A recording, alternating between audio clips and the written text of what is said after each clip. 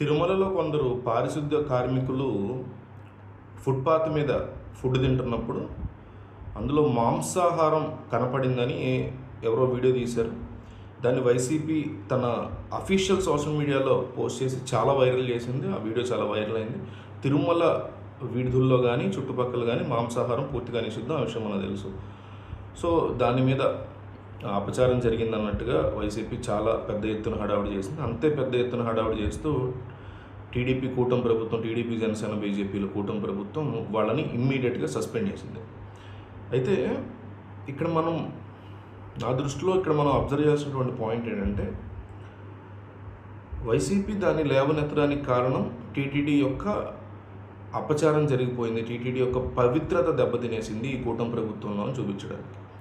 కూటమి ప్రభుత్వం వాళ్ళ మీద ఇమ్మీడియట్గా సస్పెండ్ చేయడానికి ప్రధాన కారణం, మా హయాంలో టీటీడీ చుట్టుపక్కల ఎటువంటి అపచారం జరగలేదు, మేము అట్లాంటి జరిగితే సహించము, ఇదిగోని సస్పెండ్ చేసాము, మీ టైంలో ఏవో జరిగే తప్ప మా టైంలో ఏం జరగలేదని వీళ్ళది, మా టైంలో జరిగాయి అంటారు కదా, ఇదిగో మీ టైంలో కూడా జరిగిందని చూపించడానికి వైసీపీ ఇట్లా చేశారు.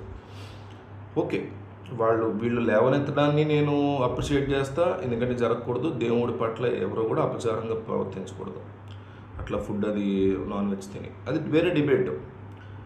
ఆల్రెడీ రూల్ అయితే ఉంది కాబట్టి దాన్ని పాటించలేదు కాబట్టి వాళ్ళది లేవనెత్తారు వీళ్ళు, నేను అప్రిషియేట్ చేస్తాను లేవనెత్తడాన్ని వైసీపీని.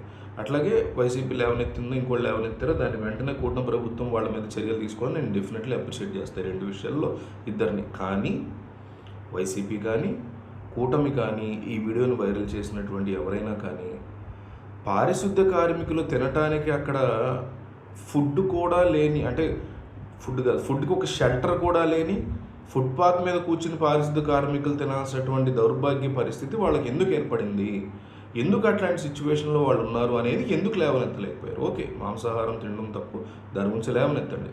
కానీ వీళ్ళు కానీ వాళ్ళు కానీ, అంటే సమస్య లేవనెత్తిన వాళ్ళు కానీ సమస్యను సాల్వ్ చేసిన వాళ్ళు కానీ కనీసం ఒక్క మచ్చుకకైనా పొరపాటున కూడా ఆ అంశాన్ని ఎక్కడ తీసుకురాలి.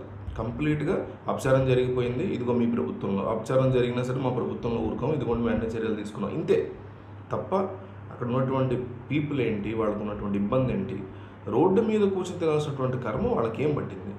ప్రభుత్వానికి సంబంధించిన వాళ్ళే కదా పారిశుద్ధ్య కార్మికులు, వాళ్ళకంటూ ఒక భోజనానికి ఒక షెల్టర్ లేకపోవడం ఏంటి. ఎన్ని సంవత్సరాలుగా ఈ ప్రభుత్వం ఉంది, ఆ ప్రభుత్వం ఉంది, రికార్డుల్లో ముఖ్యమంత్రులుగా చేసిన వాళ్ళు ఉన్నారు, కొత్తగా ముఖ్యమంత్రులుగా నేను రిపోర్ట్ చేసిన 5 సంవత్సరాలు చెప్పుకునేవాళ్ళు, నేను 30 సంవత్సరాల నుంచి తోపని చెప్పుకునేవాళ్ళు ఉన్నారు. కానీ ఎవ్వరూ కూడా వాళ్ళ జీవితాన్ని ఇన్నాళ్ళకి కనీసం ఒక షెల్టర్ కూడా ప్రొవైడ్ చేయలేదనే దాన్ని ఎవరూ లేవనెత్తకపోవడం దౌర్భాగ్యం.